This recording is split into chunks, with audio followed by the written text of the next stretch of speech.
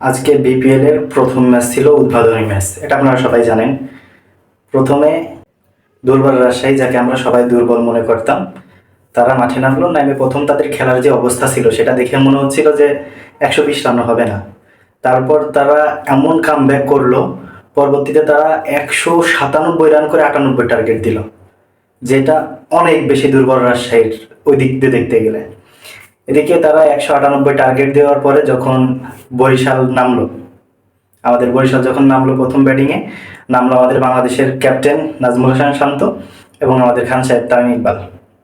নামার পরে প্রথম বল যখন শুরু হলো, ফার্স্ট বল, আমরা সবাই আমাদের নাজমুল হাসান শান্তকে দিয়ে যেটা আশা করছিলাম, মাসাল্লাহ তিনি আমাদের সবার মনের আশা পূরণ করছেন। ঠিক আছে, তিনি নামার পরে প্রথম বলেই মাসাল্লাহ আউট।